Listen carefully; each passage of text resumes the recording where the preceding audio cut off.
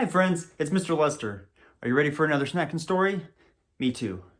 I've just been here all day looking for a glass slipper. I can't seem to find one. Just normal shoes. Oh well. Let's read Cinderella and see if we can find it there. Come on, let's go. Cinderella.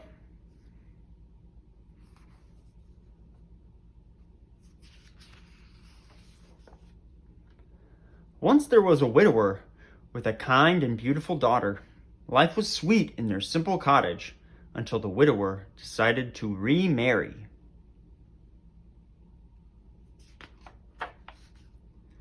Not knowing the ways of the world, he married a vain and horrid woman whose two daughters were as vain and as horrid as she.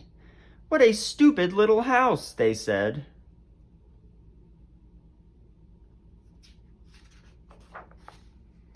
The widower's daughter was made to work like a servant in her own house. She was soon run ragged, washing, ironing, scrubbing, dusting, and cooking heaps of food.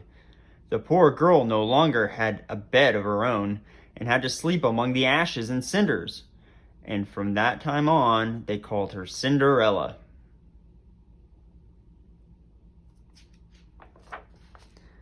Now it happened that the king of the land had a handsome son. The king's greatest desire was to see his son married. He decided to give a ball and invite all their fair maidens of the realm.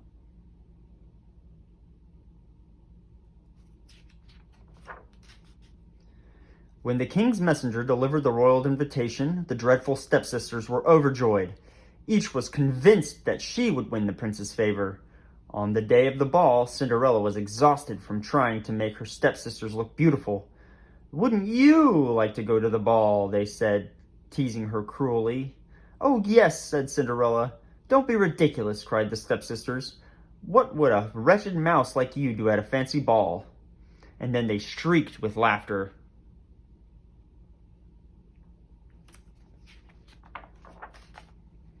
Thinking themselves beautiful beyond words, the stepsisters felt left for the ball. "Don't be a lazybones while we're away," they said to Cinderella. "And think about all the fun we'll be having." After her stepsisters had gone, Cinderella went about her chores. As she worked, she wept bitterly. "You look so miserable, child," said a kind voice.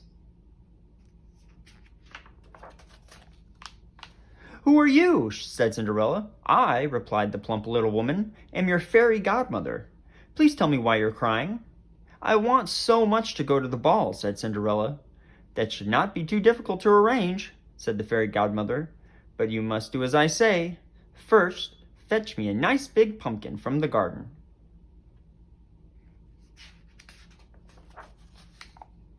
Cinderella brought the biggest pumpkin she could find. "Now," said the fairy godmother, "I will require 6 white mice and a fine fat rat." Cinderella brought them live from the trap. "And finally," said the fairy godmother, "I must have 2 lizards. You might look behind the watering pail." Cinderella did as she was told.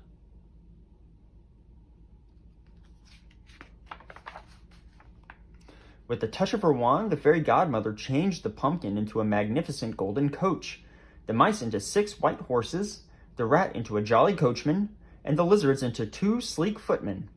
"Lovely!" the fairy godmother exclaimed. "Off you go!" "Am I to go in rags?" said Cinderella.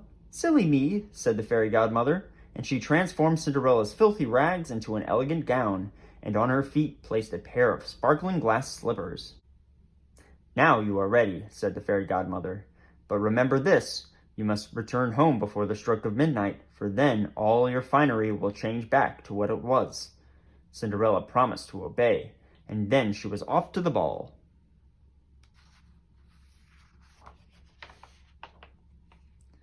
At the palace, the prince learned that an enchanting maiden had arrived, and he greeted her himself. The other guests were puzzled. Who was this beautiful stranger?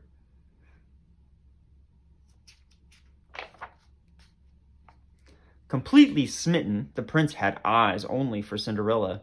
They danced every dance. Cinderella found herself deeply in love. She was so happy that she took no notice of the hour. Suddenly, the clock began to strike 12. Remembering the warning, Cinderella ran from the prince's arms, out of the ballroom and down the steps of the palace. In her haste, she lost one of her glass slippers. "Wait, wait!" cried the prince. "I don't know your name!"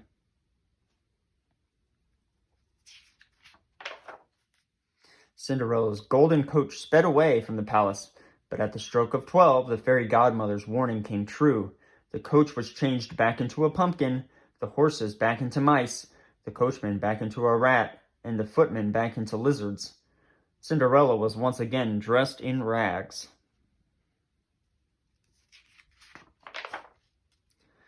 Discovering the tiny glass slipper, the prince vowed to find and marry the beautiful stranger. He traveled the kingdom far and wide, trying the slipper on every maiden's foot, but it fit no one. Finally, he arrived at Cinderella's house.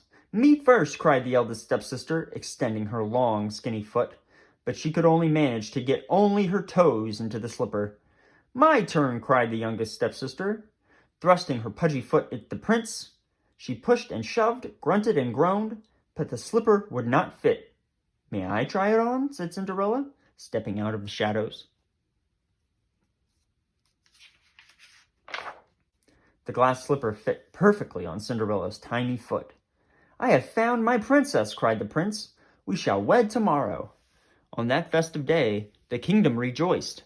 Generous and forgiving, Cinderella moved her family into the palace and found a lord of the court for each of his stepsisters to marry.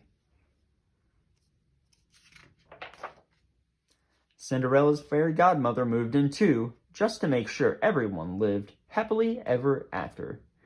The end.